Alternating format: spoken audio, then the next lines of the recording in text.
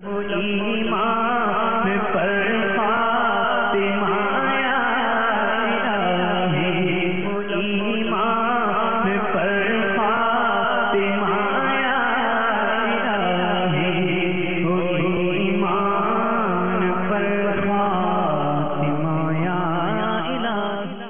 الحمدللہ رب العالمین، والصلاة والسلام علی سید المرسلین، اما بعد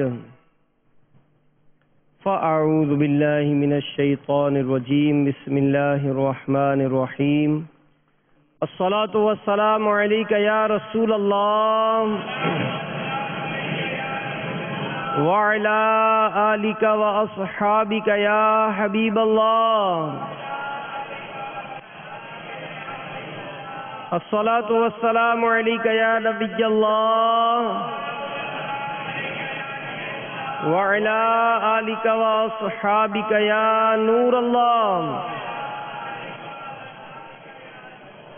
فرمان مصطفیٰ صلی اللہ تعالی علیہ وآلہ وسلم ہے، جو مجھ پر روز جمعہ درود شریف پڑھے گا میں قیامت کے دن اس کی شفاعت کروں گا۔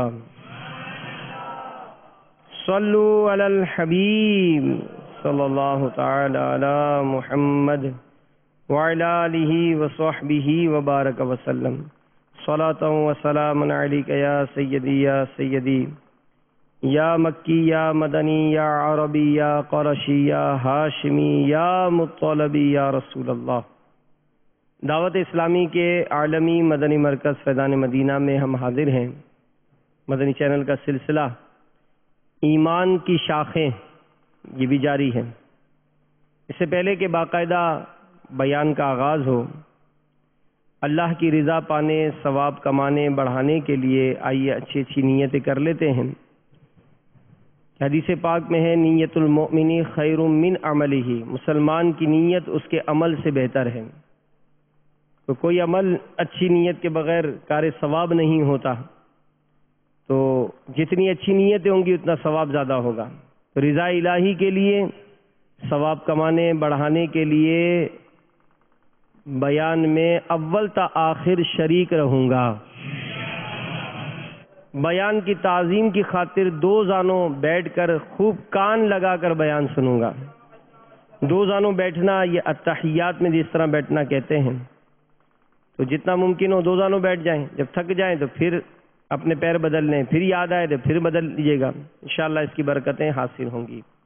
صلو علی الحبیب، توبو الی اللہ وغیرہ کی صدائیں بلند ہوئیں تو اللہ کی رضا پانے، ثواب کمانے اور صدا لگانے والے کی دل جوئی کی نیت سے نمایاں آواز سے جواب دوں گا۔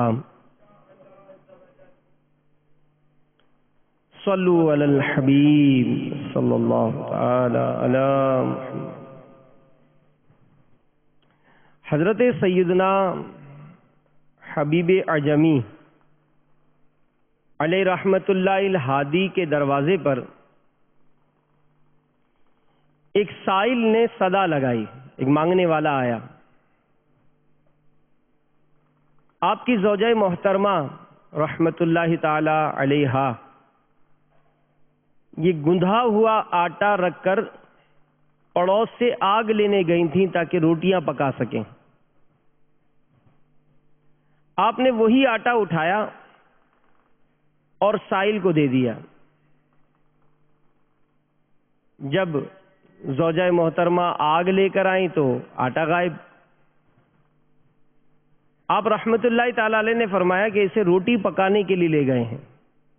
بہت پوچھا تو آپ رحمت اللہ تعالی علیہ نے خیرات کر دینے کا واقعہ بیان کیا کہ اس طرح تمہارے جانے کے بعد ایک سائل آیا تھا، اس نے صدا لگائی تو میں نے وہ آٹا اسے دے دیا۔ بولی سبحان اللہ، یہ تو بہت اچھی بات ہے، مگر ہمیں بھی تو کچھ کھانے کے لیے درکار ہے۔ تو اتنے میں ایک شخص ایک بڑی لگن، بڑی پتیلا جو بھی کہیں، میں بھر کر گوشت اور روٹی لے آیا۔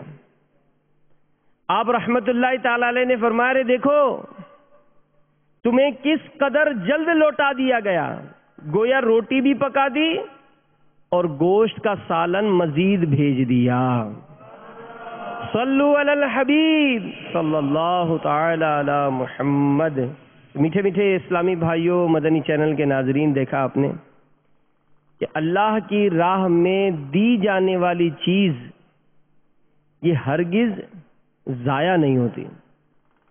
آخرت میں اجر و ثواب کی حقداری تو ہے ہی، بعض اوقات دنیا میں اضافے کے ساتھ ہاتھوں ہاتھ اس کا نعمل بدل دیا جاتا ہے، اور یہ یقینی بات ہے کہ اللہ کی راہ میں دینے سے بڑھتا ہے، گھٹتا نہیں ہے۔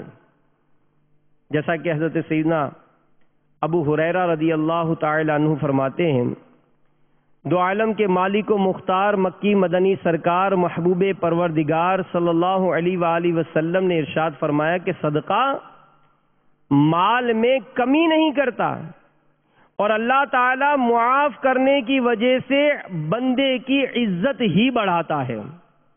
جو اللہ تعالی کی خاطر آج انکساری کرتا ہے، عاجزی کرتا ہے، اللہ تعالی اسے بلندی عطا فرماتا ہے۔ صلو علی الحبیب صلی اللہ تعالی علی محمد۔ میٹھے میٹھے اسلامی بھائیوں، مدنی چینل کے ناظرین، قرآن پاک میں صدقہ خیرات کرنے کے بے شمار فضائل بیان ہوئے ہیں۔ چنانچہ پارہ 1 سورہ بقرہ آیت نمبر 2 اور 3 میں ارشاد باری تعالی ہے، بسم اللہ الرحمن الرحیم، فیہ ھدی للمتقین الذین یؤمنون بالغیب ویقیمون الصلاة ومما رزقناہم ينفقون۔ میرے آقا اعلی حضرت امام اہل سنت، مجدد دین و ملت، پروانہ شمع رسالت، امام عشق و محبت مولانا شاہ امام احمد رضا خان علیہ رحمت الرحمن، اس کا ترجمہ کنز الایمان شریف میں کچھ یوں کرتے ہیں کہ اس میں ہدایت ہے ڈر والوں کو، وہ جو بے دیکھے ایمان لائیں اور نماز قائم رکھیں اور ہماری دی ہوئی روزی میں سے ہماری راہ میں اٹھائیں۔ تو یہ فرمایا گیا ہماری راہ میں اٹھائیں۔ اس کی تفسیر میں صدر الافاضل حضرت علامہ سید محمد نعیم الدین مراد آبادی علیہ رحمت اللہ الہادی فرماتے ہیں کہ راہ خدا میں خرچ کرنے سے یا زکوٰۃ مراد ہے یا مطلق انفاق، خواہ فرض و واجب ہو جیسے زکوٰۃ، نذر، اپنا اور اپنے اہل کا نفقہ وغیرہ، خواہ مستحب ہو جیسے صدقات نافلہ، اموات کا ایصال ثواب، 11ویں فاتحہ، تیجا، 40واں وغیرہ سب اس میں داخل ہیں، اور وہ سب صدقات نافلہ ہیں، اور قرآن پاک اور کلمہ شریف کا پڑھنا نیکی کے ساتھ نیکی ملا کر اجر و ثواب بڑھاتا ہے۔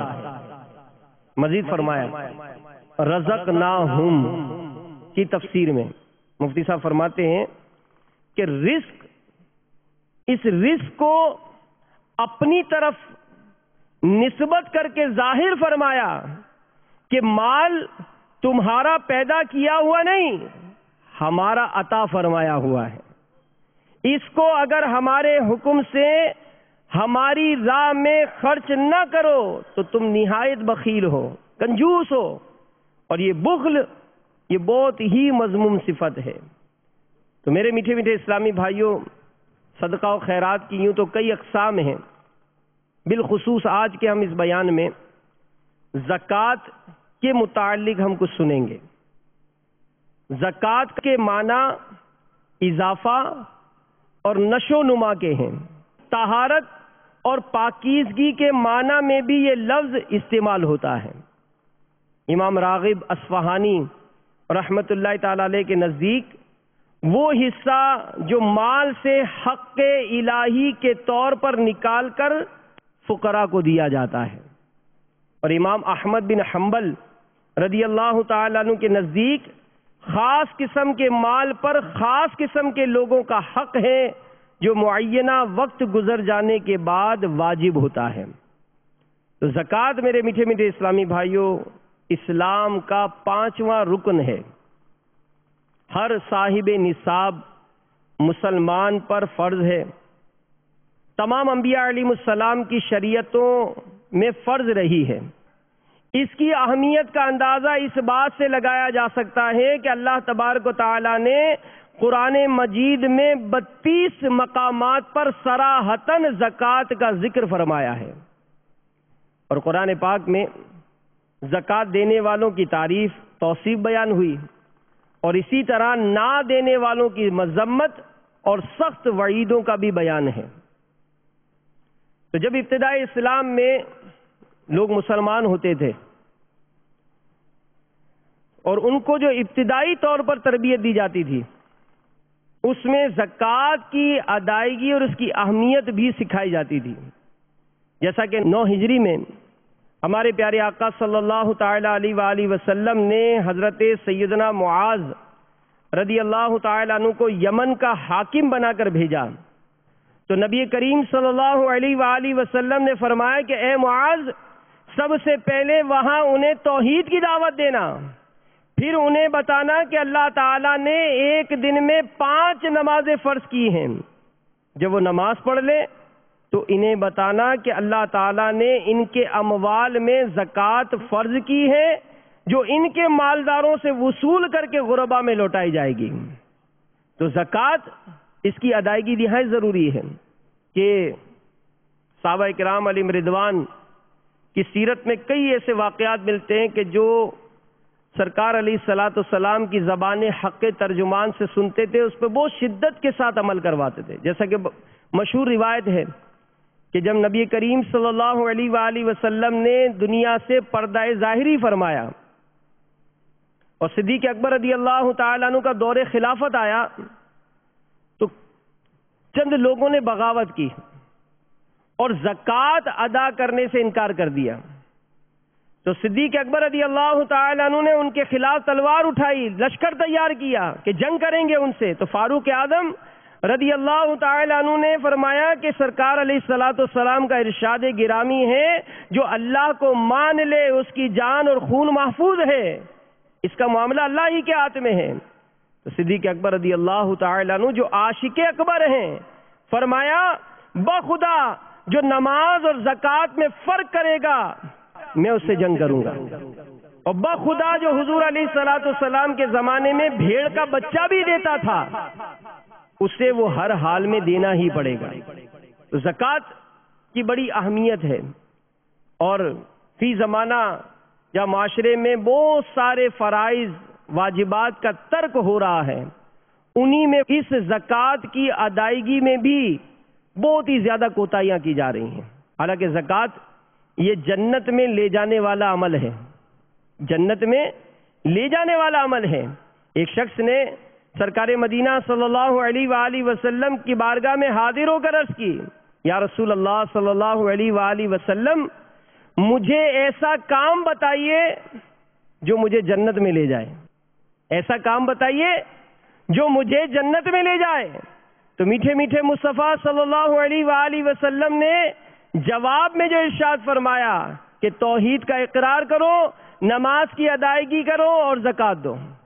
تو زکوٰۃ کی ادائیگی میرے میٹھے میٹھے اسلامی بھائیوں یہ بہت زیادہ ضروری ہے، اور در حقیقت بظاہر ہم مال خرچ کرتے ہیں، ہمارے بینک سے پیسہ کم ہوتا ہے، بظاہر ہمارا مال کم ہو رہا ہے، لیکن در حقیقت ایسا نہیں۔ حقیقتاً اللہ کی بارگاہ میں یہ پرورش ہوتا یعنی بڑھتا ہے۔ سنیے، حضرت ابو ہریرہ رضی اللہ تعالیٰ عنہ سے روایت ہے کہ نبی کریم رؤوف الرحیم صلی اللہ تعالی علیہ وآلہ وسلم نے ارشاد فرمایا، جو شخص حلال کی کمائی سے 1 کھجور برابر صدقہ کرے، جو شخص حلال کی کمائی سے 1 کھجور برابر صدقہ کرے، اللہ تعالیٰ اسے اپنے ہاتھ میں لے لیتا ہے، پھر صدقہ دینے والے کے فائدے کے لیے اس کو پالتا ہے، جس طرح تم میں سے کوئی اپنے گھوڑے یا اونٹ کی پرورش کرتا ہے، یہاں تک کہ صدقے کا ایک لقمہ بڑھ کر پہاڑ کے برابر ہو جاتا ہے۔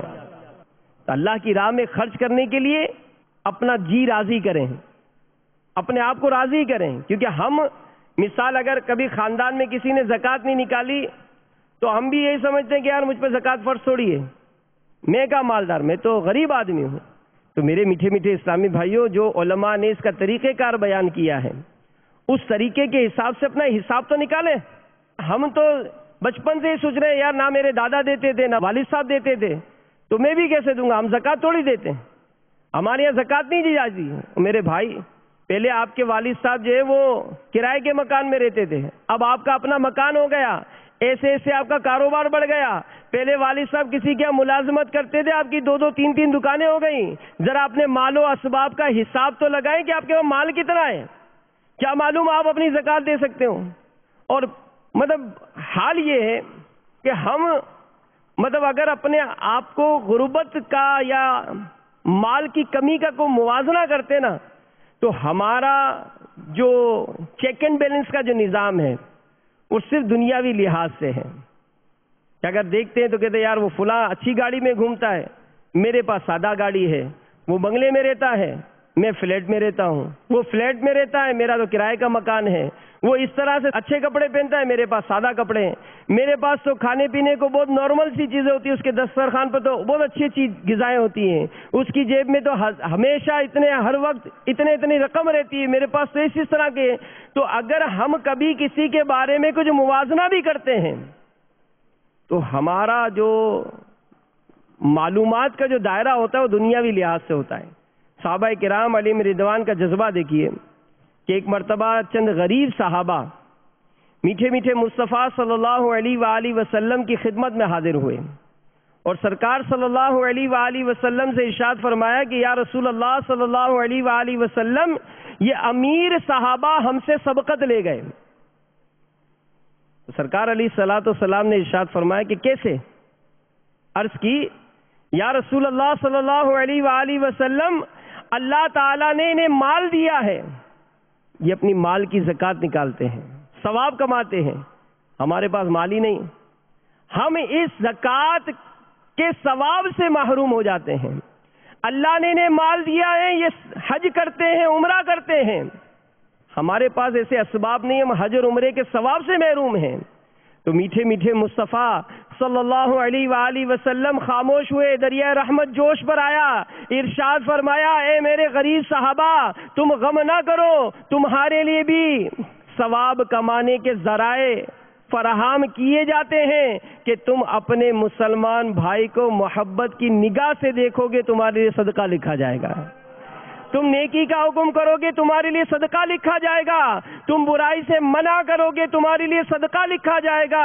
اور ایک روایت میں فرمایا گیا کہ جو اپنے ماں باپ کو محبت کی نگاہ سے دیکھے اسے مقبول حج کا ثواب عطا کیا جائے گا۔ خیر، ہم اپنے آپ کو غریب سمجھتے ہیں کہ جناب میں بہت غریب ہوں، اور جو امیر ہے تو وہ زکوٰۃ دینے میں لاپرواہی برت رہا ہے، مالدار غربا سے اپنا مال روکتے نظر آ رہے ہیں۔ سنیے میرے آقا مکی مدنی مصطفیٰ صلی اللہ علیہ وآلہ وسلم کا فرمان سماعت کیجئے کہ قیامت کے دن فقراء سے منہ پھیرنے والے اغنیاء کے لیے ہلاکت ہے۔ فقراء کہیں گے انہوں نے ہمارے ان حقوق کے معاملے میں ہم پر ظلم کیا جو ان پر فرض تھا۔ اللہ تبارک و تعالی ارشاد فرمائے گا مجھے میری عزت و جلال کی قسم، میں تمہیں ضرور اپنی رحمت کے قریب اور انہیں اپنی رحمت سے دور کروں گا۔ میرے میٹھے میٹھے اسلامی بھائیوں، مدنی چینل کے ناظرین، دعوت اسلامی کا مدنی ماحول یہ ہمیں ایک مدنی مقصد عطا فرماتا ہے، اور ہمارا مدنی مقصد کیا ہے؟ مجھے اپنی اور ساری دنیا کے لوگوں کی اصلاح کی کوشش کرنی ہے انشاءاللہ عز و جل۔ تو ہمیں اپنی اصلاح بھی کرنی ہے، پوری دنیا کے لوگوں کی اصلاح کی کوشش کرنی ہے۔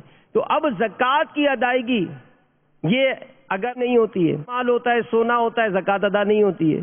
تو ذرا غور سے سنیے، حضرت جابر بن عبداللہ رضی اللہ تعالیٰ عنہ فرماتے ہیں رسول اللہ صلی اللہ علیہ وآلہ وسلم نے ارشاد فرمایا، جو اونٹوں کا حق ادا نہ کرے گا قیامت کے روز اس کے اونٹ اصل تعداد سے بڑھ کر آئیں گے، اور ان کے سامنے چٹیل میدان میں مالک کو بٹھایا جائے گا، اونٹ اس کو اپنی ٹانگوں اور کھروں سے رونتے ہوئے گزریں گے۔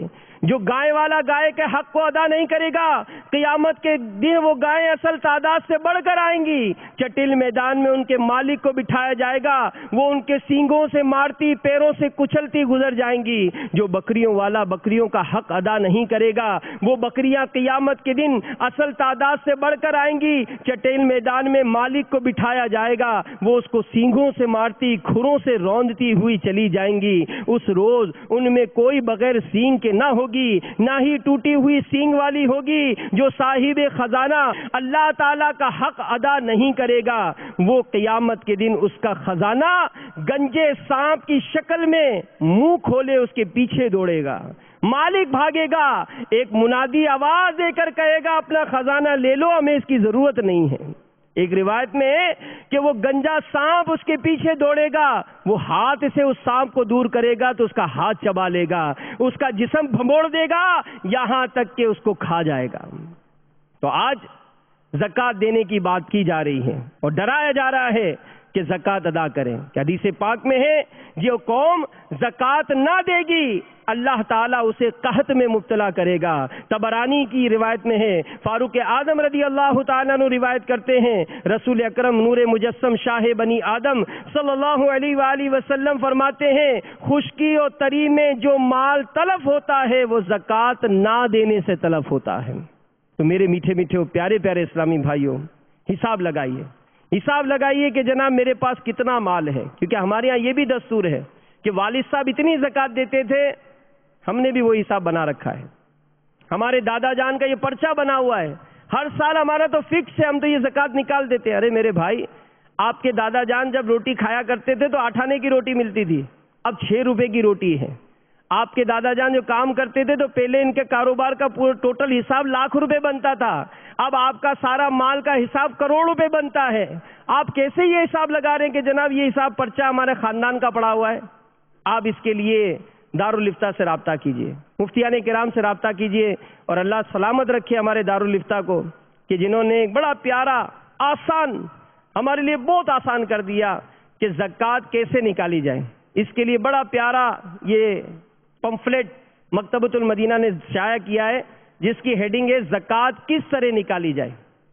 یہ پمفلیٹ لیجئے، چاہے کوئی اپنے آپ کو بہت غریب سمجھتا ہے نا، بلکہ یہاں تک سمجھتا ہے کہ میں زکوٰۃ لینے والا ہوں، وہ بھی یہ پرچہ لے، کیونکہ اس میں نہ صرف زکوٰۃ کیسے نکالی جائے یہ لکھا ہوا ہے بلکہ زکوٰۃ کون لے سکتا ہے یہ بھی لکھا ہوا ہے۔ باقاعدہ پورے فارمولے لکھے ہوئے اس میں، آپ اپنا مال، کیش، بینک میں جو پڑا ہے، کیا کیا چیزیں، تمام ہیڈنگز بنی ہوئی ہیں۔ آپ ان ہیڈنگز کے آگے اپنا اپنا یہ فگر لکھیں، آپ کا ٹوٹل آ جائے گا، آپ کے سامنے آ جائے گا کہ جناب اتنی زکوٰۃ مجھے نکالنی ہے۔ پھر میرے میٹھے میٹھے اسلامی بھائیوں، اس کی اہمیت اس قدر زیادہ ہے کہ روایت میں ہے میرے آقا صلی اللہ علیہ وآلہ وسلم نے ارشاد فرمایا کہ زکوٰۃ یہ اسلام کا پل ہے، اور قرآن پاک میں جن فلاح پانے والے مسلمانوں کا ذکر ہے سورہ مومنون میں پارہ 18 آیت نمبر 1 قد افلح المؤمنون، کہ فلاح پانے والے مومنین اسی سورت کی 4 آیت میں ہے والذین هم للزکاۃ فاعلون، ترجمہ کنز ایمان، اور وہ زکوٰۃ دینے کا کام کرتے ہیں۔ تو فلاح پانے والے کون ہیں؟ جو زکوٰۃ دیتے ہیں، جو نماز پڑھتے ہیں، شریعت و سنت پر جو عمل کرتے ہیں۔ تو اسلام ہم سے کیا چاہتا ہے، اسلام کے کیا احکامات مجھ پر لازم ہیں، اس کے لیے میرے میٹھے میٹھے اسلامی بھائیوں علماء سے رابطہ کریں۔ اور پھر جب دینے کی بات آتی ہے تو الحمدللہ اس کے جو مصارف ہیں، زکوٰۃ کس کس کو دے سکتے ہیں، ان میں آپ کی دعوت اسلامی بھی ہے۔ اس دعوت اسلامی کو بھی یاد رکھیں کہ دعوت اسلامی جو 176 ممالک میں قرآن و سنت کی خدمت کر رہی ہے، اس دعوت اسلامی کو اپنی زکوٰۃ، صدقات، عطیات دیجیے۔ اس کا طریقہ کار کیا ہوگا دینے کا، دعوت اسلامی کے ذمہ داران ان کے ساتھ تعاون کیجیے، اور اگر آپ ڈائریکٹ ڈپازٹ کرانا چاہتے ہیں تو مدنی چینل پر اس کے اکاؤنٹس نمبر دکھائے جاتے ہیں، ان کو نوٹ کیجئے، اس کے مطابق عمل کیجئے، اور اپنے مال سے راہ خدا عز و جل میں خرچ کرنے کا ذہن بنائیے. کہ مفتی صاحب فرماتے ہیں کہ زکوٰۃ دینے والے کی زکوٰۃ یہ ہر سال بڑھتی ہے، یہ تجربہ ہے. اور بڑی پیاری مثال دی کہ جو کسان کھیت میں بیج پھینک آتا ہے، کاشتکاری ہوتی ہے تو بظاہر وہ اپنی بوریاں خالی کرتا ہے، بظاہر وہ اپنی بوریاں خالی کر لیتا ہے، لیکن حقیقت میں ماں اضافہ بھر لیتا ہے. تو مفتی صاحب فرماتے ہیں کہ جس مال میں سے صدقہ نکلتا رہے اس میں سے خرچ کرتے رہو، انشاءاللہ بڑھتا ہی رہے گا. کہ کنویں سے پانی نکالتے جاؤ گے تو پانی بڑھتا ہی جائے گا، کم نہیں ہوتا ہے. اور رائے خدا عز و جل میں خرچ کرنے کی جو فضیلتیں ہیں، اس میں میرے میٹھے میٹھے اسلامی بھائیوں ایک بڑی پیاری روایت کتابوں میں لکھی ہے. ایک مرتبہ حضرت مولا علی مشکل کشا علی المرتضیٰ شیر خدا کرم اللہ تعالی وجہہ الکریم آپ کے گھر میں فاقہ ہو گیا. بی بی فاطمہ رضی اللہ تعالی عنہا نے اپنا لباس دیا اور عرض کی کہ اسے بازار میں بیچ دیجئے تاکہ اس سے جو رقم جمع ہوگی وہ رقم ہم اپنے گھر میں استعمال کریں گے. حضرت علی رضی اللہ تعالی عنہ بازار تشریف لے گئے اور جا کر وہ لباس 6 درہم میں فروخت کیا.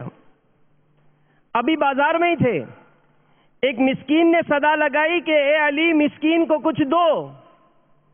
اور مولا علی رضی اللہ تعالیٰ عنہ کا گھرانہ کون سا گھرانہ تھا؟ آقا کا گھرانہ.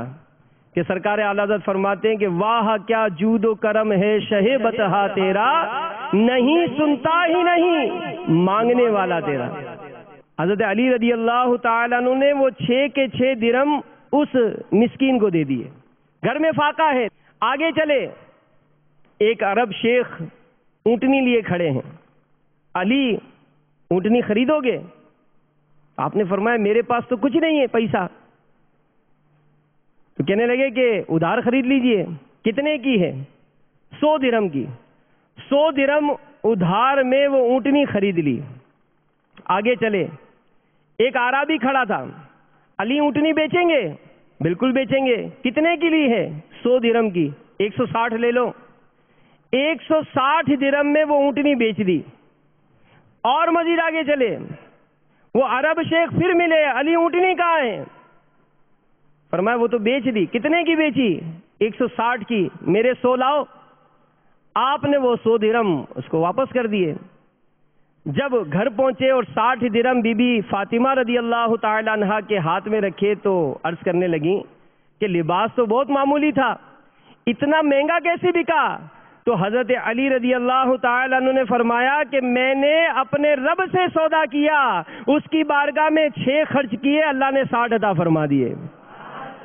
جب سرکار علیہ الصلوۃ والسلام کی بارگاہ میں حاضر ہوئے تو سرکار علیہ الصلوۃ والسلام نے ارشاد فرمایا کہ اے علی، جانتے ہو وہ اونٹنی بیچنے والا کون تھا؟ وہ اونٹنی بیچنے والا حضرت جبرائیل علیہ السلام تھے. اونٹنی خریدنے والے حضرت میکائیل علیہ السلام تھے. اور جس اونٹنی کو آپ نے خریدا اور بیچا، یہ وہ اونٹنی ہے کہ جس پر قیامت کے دن میری شہزادی سوار ہو کر جنت میں داخل ہوگی. گھاٹے کا سودا نہیں. راہ خدا عز و جل میں جو خرچ کیا جائے گا وہ بڑھے گا ہی بڑھے گا. اور دعوت اسلامی کو دیں گے تو اس کے لیے کیا دعا ہے؟ میرے میٹھے میٹھے مرشد امیر اہل سنت نے دعائیں دی کہ دعوت اسلامی یہ تبلیغ قرآن و سنت کی عالمگیر تحریک ہے. دعوت اسلامی جامعات بنا کر عالم بنا رہی ہے، مدرسے بنا کر ہمارے بچوں کو بچیوں کو قرآن پاک پڑھا رہی ہے. اسلامی بہنوں کے مدارس البالغات قائم کر کے اسلامی بہنوں کو پڑھایا جا رہا ہے. مدرسۃ المدینہ بالغان قائم کر کے بڑی عمر کے لوگوں کو پڑھایا جا رہا ہے. تو کہیں 30 دن کا اعتکاف کی بہاریں ہیں، کہیں 10 دن کی اعتکاف کی بہاریں ہیں، کہیں مسجدیں نہیں ہیں تو مسجدیں بنائی جا رہی ہیں، کہیں مدرسے بنائے جا رہے ہیں، دارالافتاء قائم کر کے شرعی رہنمائی دی جا رہی ہے، آن لائن مدرسے قائم کر کے انٹرنیٹ کے ذریعے دنیا بھر میں مدرسے پڑھائے جا رہے ہیں. تو جناب دارالمدینہ قائم کر کے ہمارے جو دنیاوی جدید تعلیمی نظام ہے اس میں انقلاب برپا کرنے کا عزم آپ کی دعوت اسلامی کیے ہوئے ہے۔ ہاں یہ وہی مدنی تحریک ہی تو ہے کہ جس نے جیلوں میں مدرسے قائم کر کے قیدیوں میں انقلاب برپا کر دیا۔ وہ قیدی جو سزاؤں سے نہیں سدھر رہے تھے، دعوت اسلامی کے مبلغین کی انفرادی کوشش سے آج وہ قرآن پڑھنے والے، سنتوں پر عمل کرنے والے بن رہے ہیں۔ دعوت اسلامی مدنی انقلاب برپا کر رہی ہے۔ میرے مرشد امیر اہل سنت دعا دے رہے ہیں کہ جو میری تحریک دعوت اسلامی کو زکات دے، میری دعا ہے کہ اللہ تعالیٰ اسے جنت میں آقا کا پڑوس عطا فرمائے۔ تو ہمت کیجئے میرے میٹھے میٹھے اسلامی بھائیوں، اپنی صدقات، عطیات، زکات دعوت اسلامی کو دیجیے، اور یہ بھی نیت کر لیجئے کہ انشاءاللہ نہ صرف خود میں اپنی زکات عطیات دعوت اسلامی کو دوں گا، بلکہ اپنی اس پیاری پیاری لاڈلی میٹھی میٹھی چہیتی تحریک کے لیے انشاءاللہ بھرپور مدنی عطیات جمع بھی کریں گے انشاءاللہ۔ زوردار انشاءاللہ کا نعرہ لگائیے۔ اس لیے یاد رکھیے کہ اگر آپ نے کسی سے 1 لاکھ روپے لے کر دعوت اسلامی کو جمع کرائے، ماموں جان سے کوشش کر لی، آپ نے اپنے نانا جان پہ کوشش کر لی، کاروباری حضرات نے دوسرے کاروباری حضرات سے کوشش کر لی، تو آپ نے اگر کسی سے کوشش کر کے 1 لاکھ روپے لے کر دعوت اسلامی کو جمع کرائے، اس کو تو ثواب ملے گا، اتنی رقم جمع کرانے کا آپ کو بھی ثواب ملے گا کہ صدقہ جتنے ہاتھوں سے گزرے ثواب سب کو ملے گا۔ تو اللہ تعالی ہم سب کو عمل کی توفیق عطا فرمائے، آمین بجاہ النبی الامین صلی اللہ تعالی علیہ وآلہ وسلم۔ صلو علی الحبیب صلی اللہ تعالی۔ ایمان پر فاطمہ یا الہی، ایمان پر